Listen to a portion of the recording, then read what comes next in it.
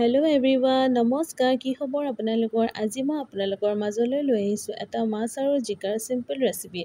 প্ৰথমতে মই জিকা 4টা লৈ সৰু সৰুকৈ কাটি ৰেডি কৰি লৈছোঁ। এতিয়া মই মাছখিনি ধুই তাতে হালধি আৰু নিমখ সানি লৈছোঁ। এতিয়া কেৰাহীখনত তেল দি গৰম হোৱাত মই মাছখিনি তাতে ফ্ৰাই কৰিবলৈ লৈছোঁ। মাছখিনি ৰঙচুৱা হৈ আহিবলৈ ধৰাৰ লগে লগে মই মাছখিনি নমাই থৈ যিখিনি মই মছলা ৰেডি কৰি লৈছিলোঁ সেই মছলাখিনি এড কৰিম। মই প্লেটখনত লৈছোঁ কেঁচা জলকীয়া, হালধি, জিৰা জালুকৰ গুড়ি, নহৰু, পিঁয়াজ আৰু নিমখ।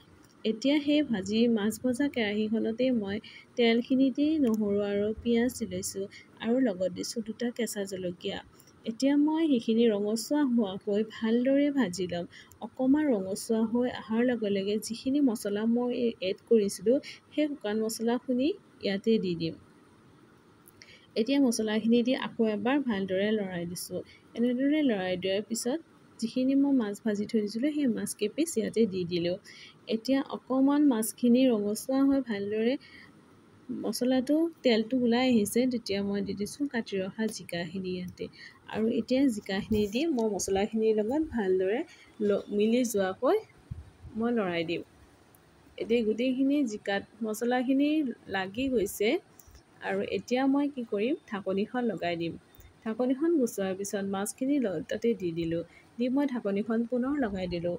লগাই দি মোৰ জিকাখিনি এতিয়া সিজিবলৈ লৈছে। অলম'ষ্ট তৰকাৰীখন মোৰ ৰেডি হৈ গৈছে। এতিয়া মই দুপৰীয়া ভাত খাজাৰ লগত মই বাচনত এয়া চাওঁ তৰকাৰী উলিয়াই লৈছোঁ। আৰু আপোনালোকৰ যদি ভিডিঅ'টো চাই ভাল লাগে, লাইক, শ্বেয়াৰ আৰু ছাবস্ক্ৰাইব কৰিবলৈ একেবাৰেই নাপাহৰিব। আজিলৈ আহিছোঁ নতুন এটা ভিডিঅ'লৈ পুনৰ আহিম। নমস্কাৰ।